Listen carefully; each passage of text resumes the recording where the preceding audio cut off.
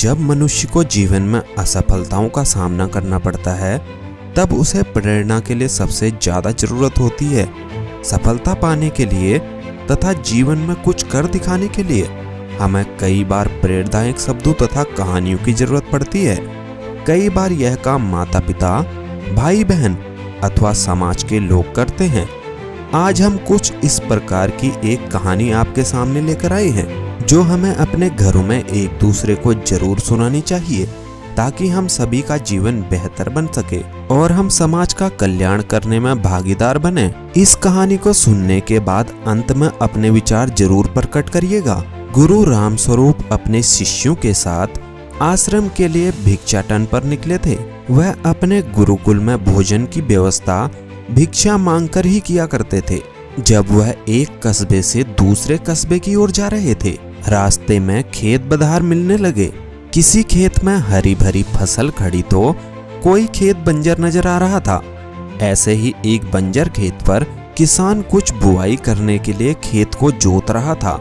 वहीं पेड़ के नीचे उसने अपना सारा सामान, पोटली आदि रखा हुआ था। गुरु रामस्वरूप के शिष्यों में एक शिष्य शरारती था। वह शरारती स्वभाव के कारण किसान की रखी हुई पोटली उठा लाया। गुरु रामस्वरूप को जब ज्ञात हुआ कि उसके शिष्य ने कुछ शरारत किया है, तो गुरु ने शिष्य को समझाया, पुत्र, इस प्रकार तुम उस गरीब किसान की पोटली चुराकर उसे कष्ट दे रहे हो।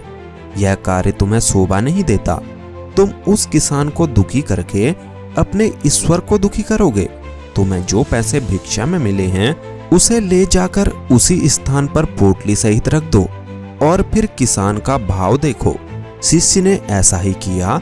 वह पोटली और पोटली के नीचे भिक्षा में मिले पैसे रखाता है। गरीब किसान काफी दिनों से परेशान था। उसके घर में उसकी माता की तबीयत खराब थी। दवाई के लिए कुछ प्रबंध नहीं हो पा रहा था।